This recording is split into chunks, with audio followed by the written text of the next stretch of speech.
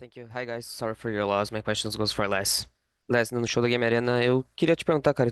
Primeiramente, sinto muito pela derrota e pela eliminação. Queria te perguntar a sua avaliação, né, nesses seus primeiros dois campeonatos de temporada com a Vitality, de primeira temporada jogando no time internacional. Foi um NT. Seus primeiros campeonatos, acho que o meu primeiro não foi tão bom. Meu segundo, ah, acho que eu tentei ali, né? Não foi o melhor, mas é um novo time, é uma nova língua, então eu não vou me criticar tanto assim. Então eu acho que foi decente. Obrigado. Good luck, guys, on throughout the season. Thank you. We'll move to the in-house media. Good evening. My name is Brian Francis from esports.net. I would like to ask this question to Seth. This is concerning the last map of Split. During this map, your team could only secure on the attack only 3 rounds. Could you tell like what went wrong and how T1 were like better you all on defense, or what could have gone wrong from your end? They pick, we die. Like, it's a fundamental issue. It's unfortunate it had to happen that way, but yeah, I can't really give a proper answer because obviously I'm still off the game fresh. But yeah, probably something in the fundamentals. Like, could be any call that's correct, and if we lose a man, it becomes awkward. So them pushing over and over again with the op and just putting pressure made it hard for us. Thank you so much for your answer and all the best for stage 1. Thank you. We'll go to Arnab next. Hey guys, likewise commiseration on the loss, but really great showing in the first international tournament. My question goes to Saif, and if we did want to add on it. Yesterday I asked about the double duelist comp you guys brought in Haven, but you guys lagged in that map.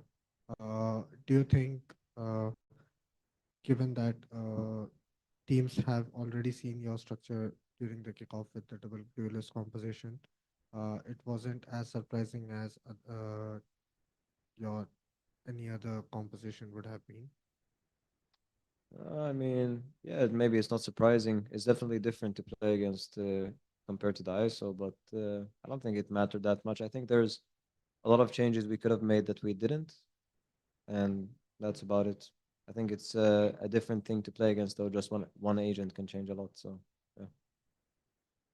Any comments on that? No, I think different double initiator, double controller, double duelist, like they all have different styles, right? And I think at this day and age, T1 they have a great coach. They have a great understanding of the game, and I think it's just who can play it better, who can play the fundamentals correct, and we have talented players. That's not even a question. I think the difference is getting us on the same page and playing to the strength of these comps. So I don't think it's necessarily a surprise if there any comp really that's being played out right now. I think it's just more of adaptations and being able to problem solve on the fly. So I have a couple of more questions.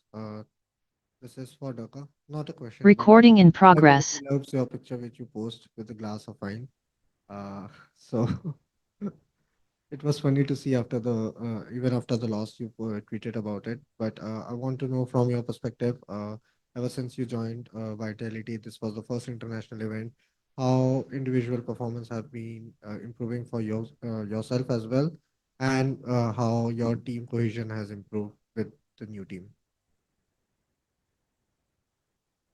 I mean, individually for me, it's like after the group stage, I kind of sucked, which is fine. It happens. Then I think team cohesion is a bit hard to work on because like we came from kickoff wins, they come here, and it's like we have a lot of things to fix, and some of them requires a little bit more time than usual, and it's like a new team still if you think about it. Like some of the boys haven't been this far, for example, in a Masters tournament before, or maybe even Masters. So I think us coming this far is good and achieving maybe for some of the boys for our growth and stuff. But like individually, I think everyone here knows that we can do a lot better and we want to do a lot better. And like, I think me and Les, for example, take it also even harder because like we're used to doing more. So these kind of things suck, but I think it's just a process, kind of like cycle of life. You have to go through it if you want to win, because like nobody really wins with a fresh team and goes in and wins everything. Like even if you look at G2, they haven't won much, but they're a team and they're really strong and they're showing it now. They have been playing together with the squad or whatever for like almost 2 years and stuff, and we almost beat them. So as long as we keep working and stuff, I think it's gonna be all good. Like we have a lot of potential, just up to ourselves if we want to unlock it or not. Agreed. Thank you. My second another question would be for Coach Poided. In couple of days, we will be seeing the new agent. Everybody is saying it's a duelist. So if it's a duelist, can we see Durka on that? Because given that the like Teho was introduced and he was immediately playable in the current meta and he's one of the most picked agents in this tournament as well. So you as a coach, how do you see upcoming stage one? And will you be trying new stuff and experimenting with the new agent? I think the best answer is we're going to be experimenting with a lot, not necessarily just the new agent, but also, just different compositions in general. I think our team is talented enough to understand the fundamentals with like quote unquote the old meta comps, but also this team here is really quick to adjust. I think Safe at the helm of IGL, it's insane that his creativity and thought process, and he's able to kind of see new agents and maps in different ways and different perspectives than anyone I've worked with beforehand. And so whether it's a new agent, whether it's Tejo integrations, whatever it is, I think we're definitely going to be testing the waters. So we're definitely going to be a creative team out there. Thank you guys and best of luck for stage one. Hope to see you in Masters Toronto as well. Appreciate you. Thank you. We had a couple more questions come in from the remote media. We'll go next to Miguel. Hi, thank you. Miguel Soriano from Sons of KS. Well, first of all, sorry for the result today. I know it's bumming, but you guys are really talented and you show through all the competitions you've been into. My question would be for Coach Faded. Since, well, as Dirk mentioned a little bit earlier, this is a new roster. This is like a new team coming out of blue on this season, and you guys managed to get the trophy on kickoff and come this far on to Masters. So my question would be, how would you sum up the way you've been playing all up to this point, and what would be like the highlight you take from the tournament? I think in terms of the first part, so second part was kind of like highlight. First part was like how I think we were playing up to this point, right? In terms of how we're playing, I think Dirk has summed it up best. We have really high expectations.